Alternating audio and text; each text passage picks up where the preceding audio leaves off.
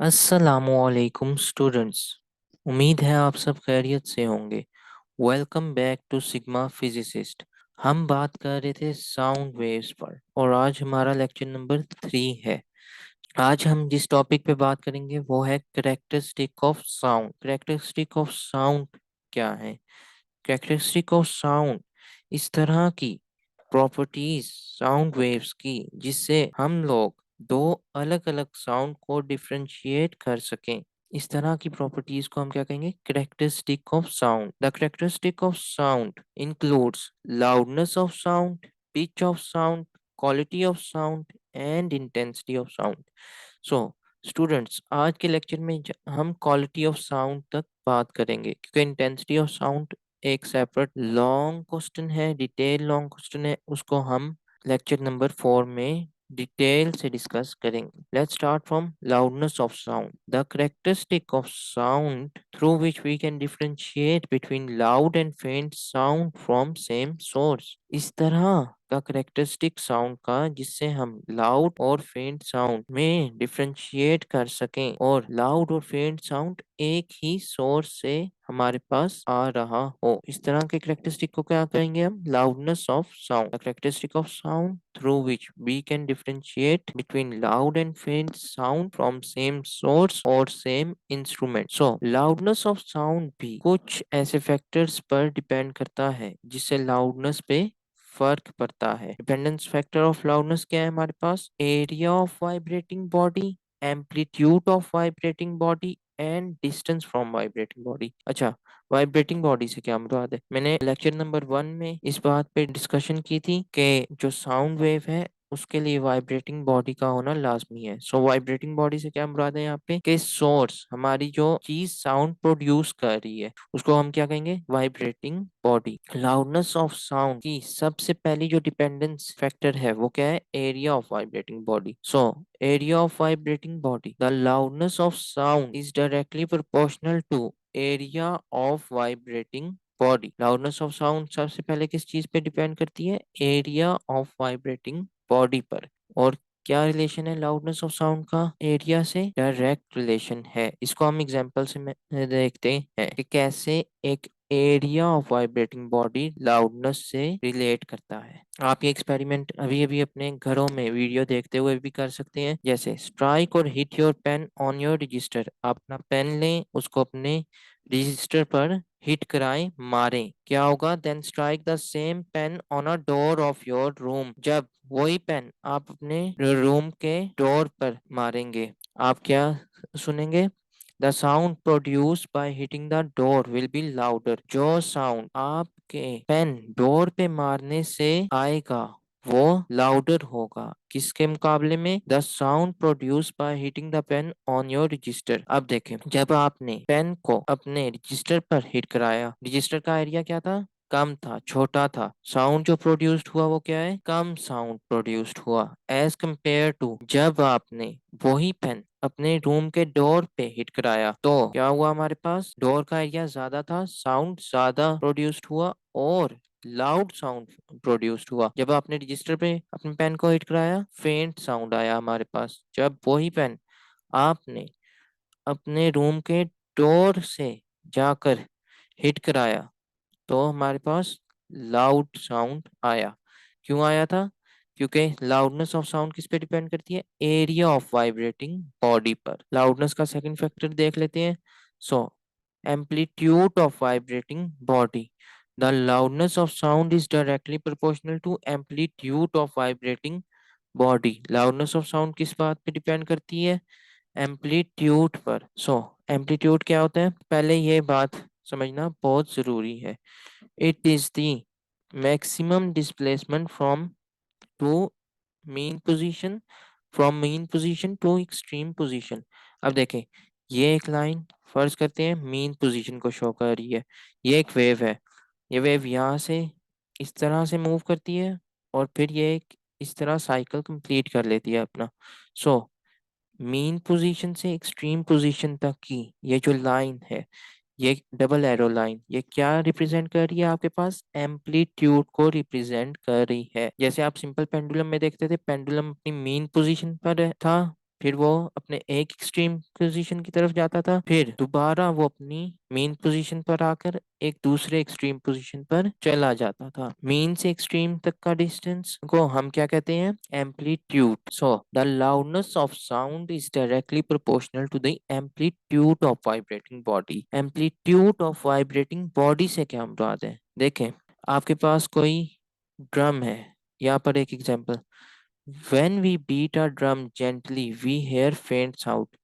मैं मेरे पास एक ड्रम मौजूद है, मैं उसको ड्रम स्टिक से बहुत ही आराम से उस पे मारता हूँ, तो क्या होगा? मेरे पास जो आवाज आएगी वो बहुत धीमी होगी। वो आवाज धीमी क्यों होगी?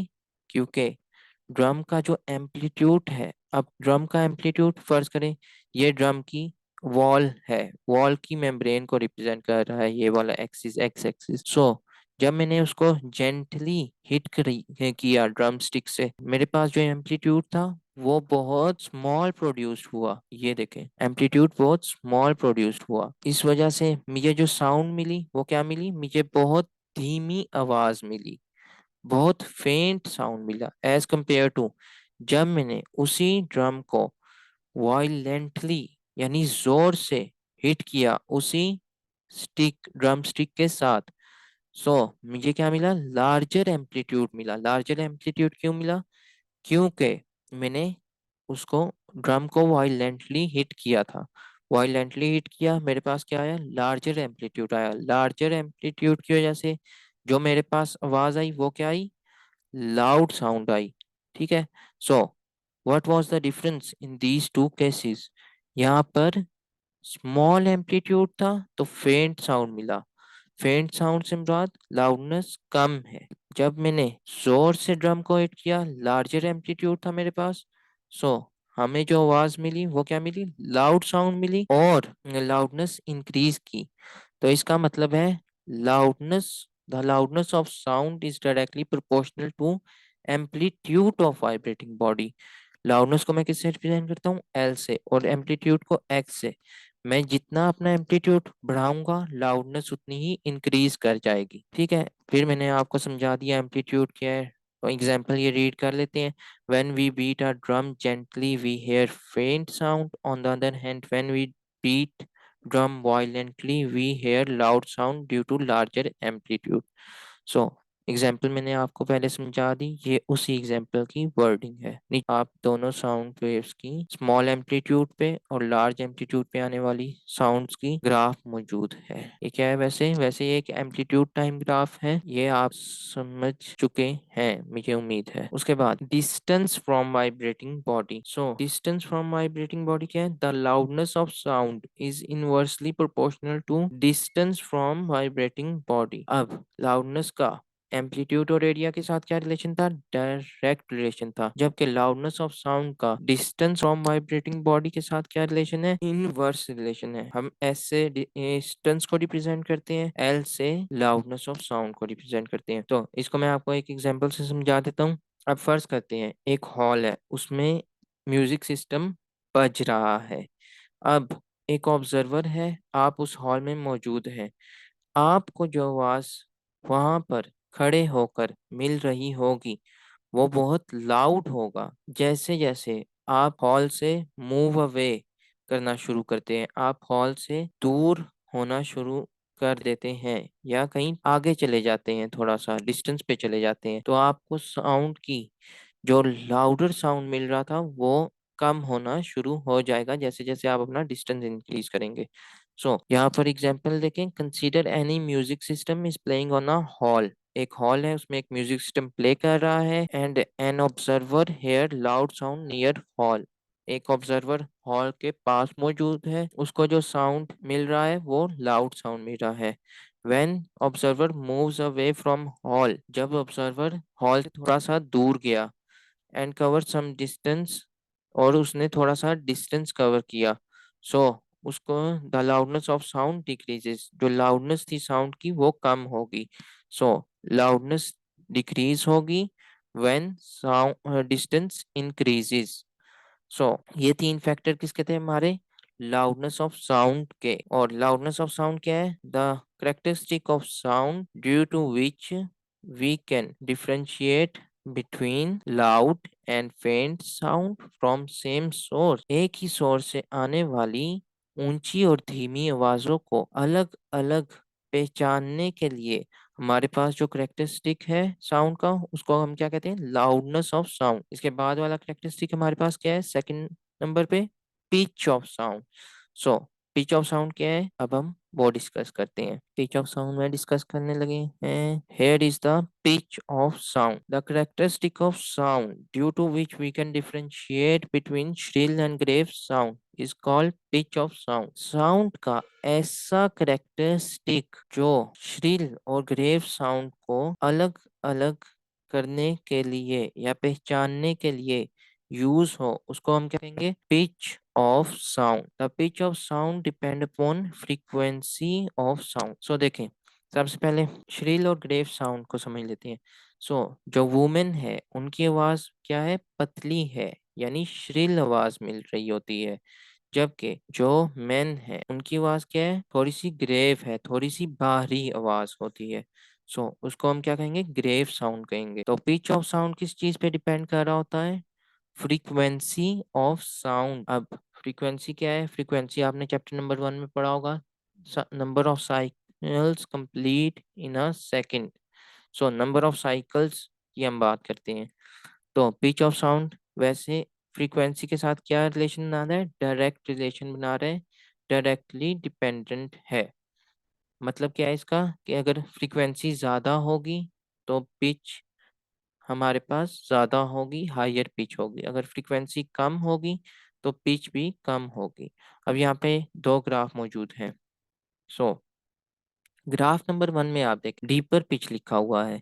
अब देखें ये जो यहाँ पर और ये जो सेकंड ग्राफ है इसमें जो हायर पिच लिखा हुआ है। देखें अब इस पॉइंट से इस पॉइंट तक एक साइकिल कंप्लीट हो रहा है, इस पॉइंट से इस पॉइंट तक दूसरा साइकिल कंप्लीट हो रहा है, इस पॉइंट से इस पॉइंट तक तीसरा साइकिल कंप्लीट हो रहा है। इसका मतलब क्या है कि 3 साइकिल कंप्लीट हो रहे हैं और फ्रीक्वेंसी ज्यादा है। फ्रीक्वेंसी क्या है? नंबर ऑफ साइकिल कंप्लीटेड पर सेकंड। यहाँ पर जो साइकिल कंप्लीट हो रहे हैं वो ज्यादा साइकिल कंप्लीट हो रहे हैं।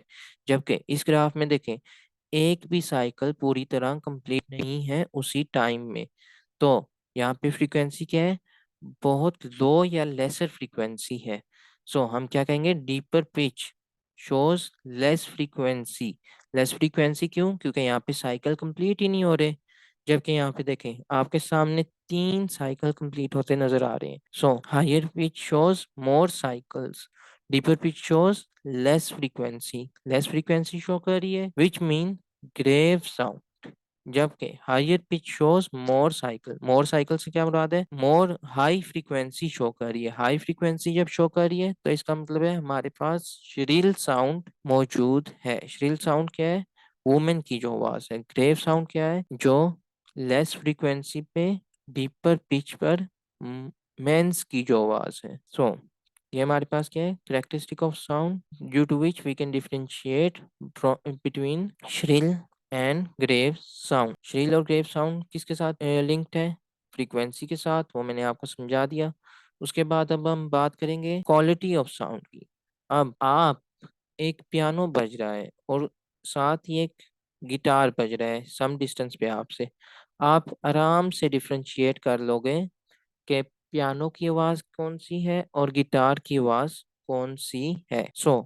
उस करेक्टरिस्टिक को क्या कहेंगे? Quality of sound. आपने ये जो आवाजों का फर्क है ये किस वजह से पहचाना? साउंड के करेक्टरिस्टिक की वजह से, जिसे हम कहेंगे quality of sound. The characteristic of sound due to which we can differentiate between two sound of same loudness and pitch, but two sound should be from two different instruments। Sound का ऐसा characteristic जिसकी वजह से हम दो sound को जो कि सेम लाउडनेस की हो, सेम पिच की हो, यानी उनकी उनका एम्पलीट्यूड भी सेम हो और पिच भी सेम हो, लेकिन दो साउंड को हम डिफरेंशिएट कर सकें। और वो दो साउंड कहाँ से आ रही हैं? दो डिफरेंट सोर्स से, दो डिफरेंट इंस्ट्रूमेंट से। The characteristic of sound due to which we can differentiate between two sound from same of same loudness and pitch, but two sound should be from two different instrument. सो अब यहाँ पे हम देखें दो graph मौजूद हैं। एक जो है वो ट्यूनिंग फॉर्क का ग्राफ मौजूद है। अब ट्यूनिंग फॉर्क क्या है? एम्पलीट्यूड पॉजिटिव में गया, नेगेटिव में आया, साइकिल भी 4 साइकिल भी कंप्लीट हो रहे हैं। हमारे सामने इस time 4 cycle tuning fork complete कर रहा है। पियानो भी कितने साइकिल कंप्लीट कर रहा है? 4 साइकिल कंप्लीट कर रहा है। इसका मतलब पिच सेम ही है। फिर ट्यूनिंग फॉर्क का एम्पलीट्यूड देखें आप, 0.2 पॉजिटिव में, फिर -0.2 नेगेटिव में। सो उसके बाद पियानो का एम्पलीट्यूड भी कॉन्स्टेंटली इन दो के दरमियान देखें। अगर दो वेव्स पियानो की साउंड वेव्स की देखें तो सेम एम्पलीट्यूड की हैं। सेम एम्पलीट्यूड की पियानो की दोनों वेव्स हैं और सेम ही एम्पलीट्यूड की ट्यूनिंग फॉर्क की दोनों वेव्स हैं। वो अलग बात है कि जो हमारी शेप डिफरेंट है पियानो के लिए। पियानो की जो एम्पलीट्यूड है उसको हम इस तरह की शेप से रिप्रेजेंट करते हैं। हमारे पास क्या हो रहा है? ट्यूनिंग फॉर्क जो है वो भी सेम है, उसका एम्पलीट्यूड भी कांस्टेंट रह रहा है और नंबर ऑफ साइकिल कंप्लीट भी एक 4 है। उसके बाद पियानो जो है उसके नंबर ऑफ साइकिल भी 4 ही कंप्लीट हो रहे हैं। इसका मतलब है इनकी पिच भी एक ही है और एम्पलीट्यूड भी सेम ही है, लेकिन two sound should be from two different instrument. तो फिर डिफरेंस किस चीज का है?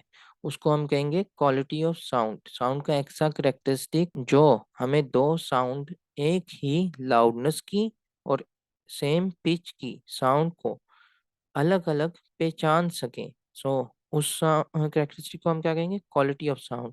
The characteristic of sound due to which we can differentiate between two sound of same loudness and pitch, but two sound should be from two different